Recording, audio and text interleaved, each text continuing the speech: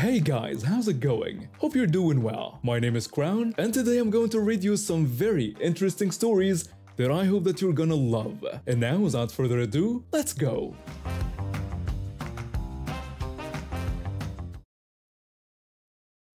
I've been working as a building maintenance tech for this big tech company for about 5 years now. It's a pretty sweet gig. I handle repairs, manage contractors, move office furniture, you name it. The pay's decent and the benefits are great. Most of my co-workers are these tech whizzes with fancy engineering degrees. Don't get me wrong, some of them are cool, down-to-earth folks. But man, a lot of them let their fancy titles go straight to their heads. They straw around like they own the place just because they can code or whatever. Anyway, this one guy, let's call him Mr. Big Shot. He really took the cake. Here's what went down. We had this super nice desk set aside in an empty office. It was meant for one of the higher-ups, but she was out of town for a few months.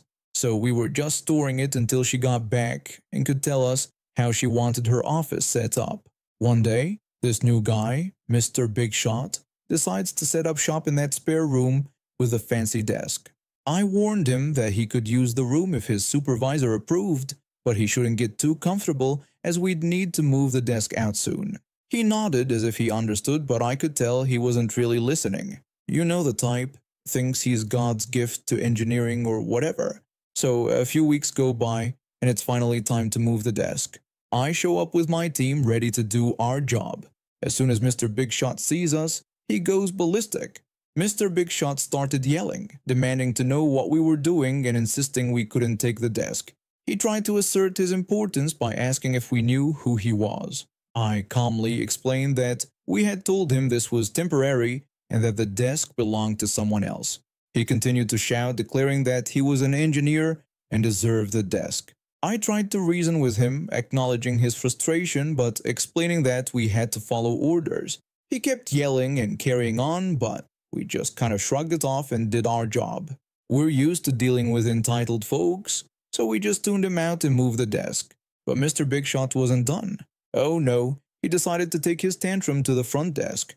Poor guy working there had nothing to do with any of this, but Mr. Big Shot didn't care. At the front desk, Mr. Big Shot continued his tirade. He loudly proclaimed that the situation was unacceptable, once again trying to assert his importance and demanding to speak to whoever was in charge. The front desk employee tried to calm him down, explaining that the maintenance team was just following orders. Mr. Big Shot dismissed this explanation, insisting that he was an engineer and deserved respect, regardless of any orders. Now, our front desk guy? He's a real cool customer. Doesn't take crap from anyone, no matter how big they think they are. He calmly picked up the phone and made a couple of calls. The front desk employee informed Mr. Big Shot that he had contacted his supervisor and human resources, and they would be arriving shortly to address his concerns.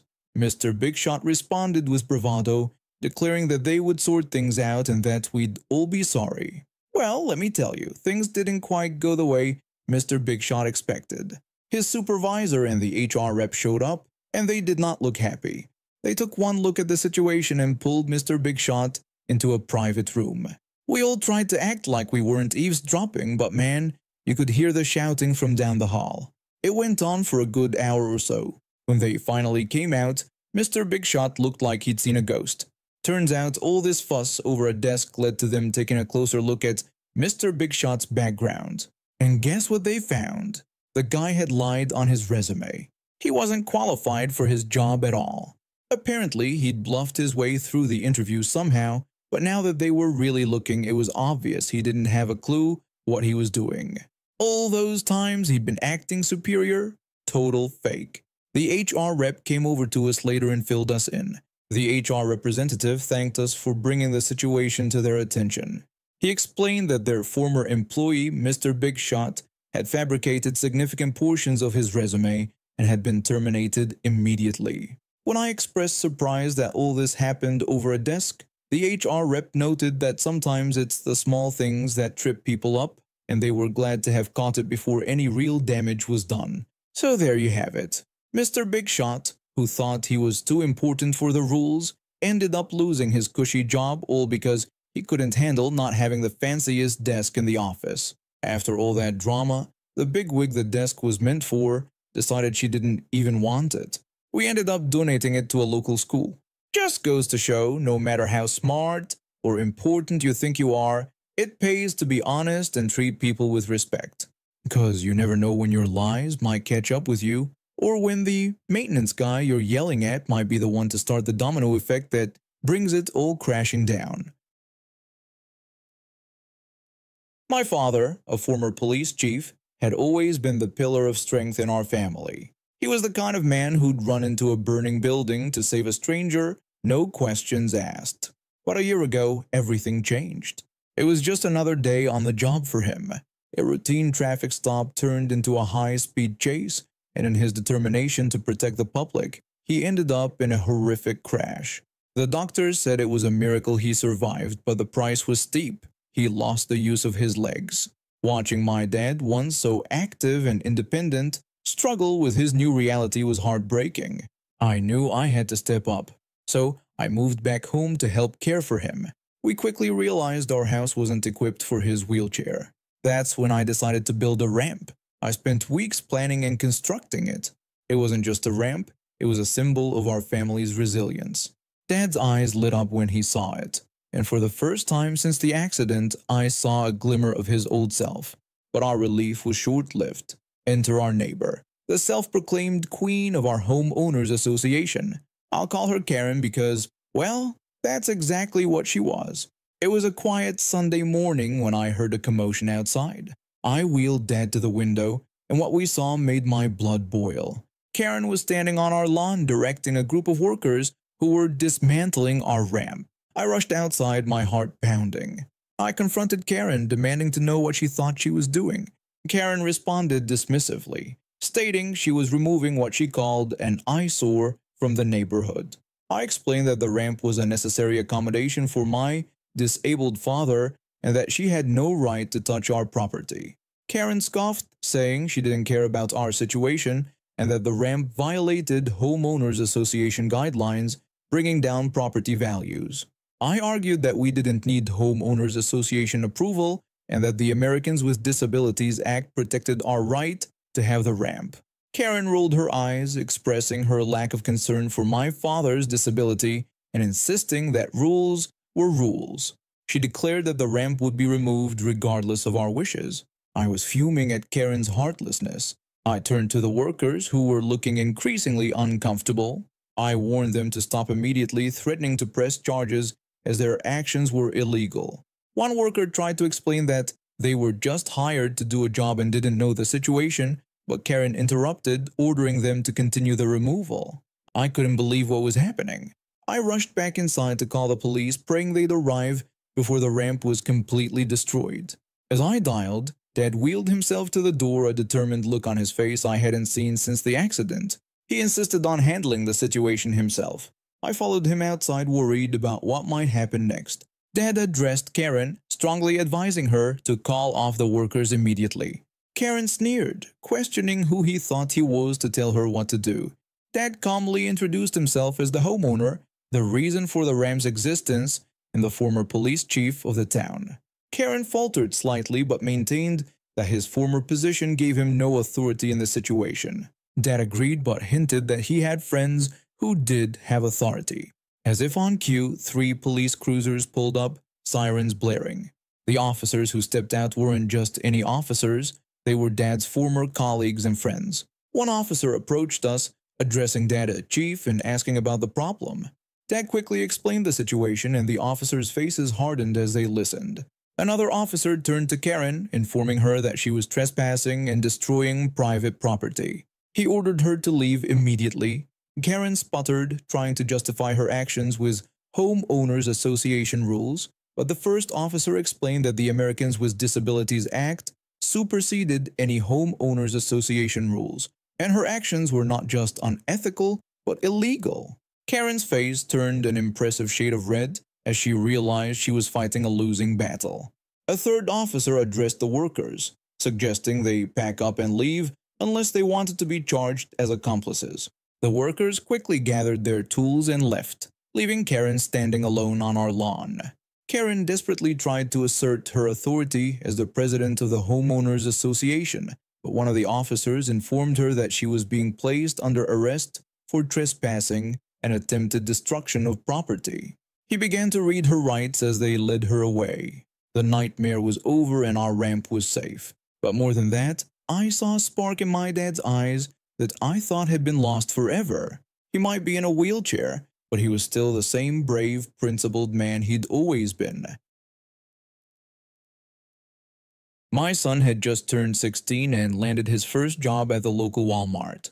I couldn't have been prouder. He'd always been a good kid, albeit a bit headstrong at times. I remember when he was younger, he'd insist on wearing his favorite dinosaur t-shirt every single day, even if it was covered in mud. Some things never change, I guess. As a single dad, I've had my fair share of challenges raising him, but watching him take this step towards independence was worth every sleepless night and difficult conversation we'd had over the years. When he told me he needed some new clothes for work, I jumped at the chance to help out. It was a rare opportunity for some father-son bonding time, and I wasn't going to let it slip away. We arrived at Walmart about an hour before his shift was due to start. I figured it would give us plenty of time to find some suitable work attire without rushing. As we walked through the automatic doors, I could see a mix of excitement and nervousness on his face. I encouraged him to find some shirts and pants that would make him look like a proper Walmart employee. He nodded, a determined look in his eyes, as we made our way to the men's section. After browsing for a while, he picked out a few shirts and some jeans. I noticed he was gravitating towards the slimmer cuts, but I kept my mouth shut. He was at that age where he wanted to make his own decisions, and I was trying my best to let him. We headed towards the changing rooms, where an elderly lady greeted us with a warm smile. She had that grandmotherly look about her, the kind that made you feel instantly at ease. She welcomed us kindly and asked if we were trying on clothes. My son politely confirmed that he needed to try on some clothes for work. The elderly lady warmly invited him to go ahead and offered her assistance if needed. My son disappeared into one of the changing rooms, and I waited patiently outside. After a few minutes, he emerged wearing a new shirt and a pair of jeans. The shirt looked good, but I could tell from his expression that something wasn't quite right. He complained that the pants were too small. I suggested he try the next size up, but he insisted he was a size 30. I explained that every brand is different and advised him to either get a bigger size or try a different brand. He nodded reluctantly and went back to grab another pair. I could see the stubbornness setting in, but I hoped he'd see reason. When he came out the second time, I could already tell we were in for round 2. He again stated that the pants were still too tight. I reiterated that he needed to get a size bigger, but he stubbornly insisted he was a size 30 and wanted to wear a 30. I took a deep breath, knowing I was about to drop some fatherly wisdom that he probably wouldn't appreciate. But sometimes that's just part of the job description. I bluntly told him that while he may want a 30, his posterior wasn't a size 30. There was a moment of silence as my word sunk in. Then, barely above a whisper, he expressed his frustration. He turned and trudged back to the changing room, defeat evident in his slumped shoulders. I felt a twinge of guilt, but sometimes the truth hurts, especially when you're a teenager trying to squeeze into jeans that clearly don't fit. It was then that I noticed the elderly lady working the fitting room. She was shaking, her hand covering her mouth as tears streamed down her face. She was laughing so hard she could barely breathe. She apologized while explaining that she hadn't heard something that funny in years. Her laughter was contagious, and soon I found myself chuckling too. The tension of the moment dissipated, replaced by the absurdity of the situation. Just then, a woman with a severe bob haircut and an air of entitlement about her stormed up to us. She angrily questioned the elderly lady about why she was laughing instead of working. The elderly lady tried to compose herself but couldn't stop giggling as she apologized and offered assistance. The angry woman complained about waiting for someone to unlock a changing room and demanded to speak to a manager. I attempted to defuse the situation by explaining that we had been sharing a laugh and suggested she take a breath. However, the woman dismissed my explanation and insisted on speaking to a manager. At that moment, my son emerged from the changing room, now wearing jeans that actually fit. He took in the scene before him. his eyes widening as he realized what was happening. He inquired if everything was okay. The entitled woman turned her attention to him, asking if he was a manager and expressing her desire to complain about the employee's unprofessional behavior. My son straightened up, and I saw a glimmer of confidence in his eyes that made me swell with pride. He calmly explained that while he wasn't a manager, he was an employee. He assured the woman that the elderly lady had been nothing but helpful and kind, and suggested that sometimes everyone needs a good laugh. He then offered to help her find an open changing room. The woman seemed taken aback by my son's calm and professional demeanor. She hesitated for a moment before reluctantly accepting his offer of assistance. As my son led the woman away, the elderly lady turned to me and complimented my son's upbringing. She noted that while he might not fit into size 30 jeans, he certainly knew how to handle difficult situations. Our family's 15-acre wooded land has been our sanctuary for generations. Purchased by my grandparents in the 70s, it's been the site of countless family gatherings and personal retreats. Even now in my 40s with my own kids, I visit monthly to maintain the property and enjoy its serenity. This January, a new neighbor moved in next door. I noticed some clearing on his property but thought nothing of it. It wasn't until May that I discovered the shocking truth during a walk around our land. A brand new barn-style house, standing on what I knew was our property. When I confronted the neighbor, he greeted me casually. He mentioned that he had been wondering when someone would notice, and admitted he had a feeling he might be a bit over the line. He explained that he had measured from the wrong fence line, confessing that he should have gotten a proper survey but thought it was too expensive.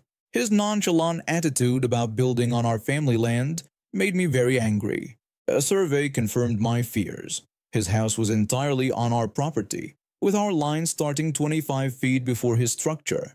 When presented with this information, he simply brushed it off, suggesting we come to an agreement. Seeking advice, I consulted a real estate attorney who outlined our options: demand the structure's removal, consider selling the land, or investigate potential building code violations for leverage. Armed with this knowledge, I confronted my neighbor again.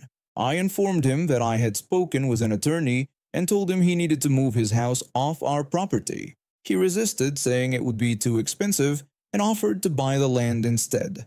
I firmly refused, explaining that the land was not for sale and had been in my family for generations. When he threatened to take legal action, I countered by mentioning our survey results and pointing out that his building permits were not valid. Realizing how serious his situation was, he finally backed down. After months of legal negotiations, the neighbor was forced to dismantle the house and move it to his actual property. He also had to restore our land to its original condition at his expense. It was a stressful ordeal, but I'm glad we stood our ground. Our family land remains intact, preserving our legacy and ensuring future generations can continue to enjoy this special place. As for the neighbor, our once friendly waves have ceased, a silent reminder of the importance of respecting property boundaries and the value of family heritage. And now we have reached the end of today's stories. Thank you for watching, and see you next time.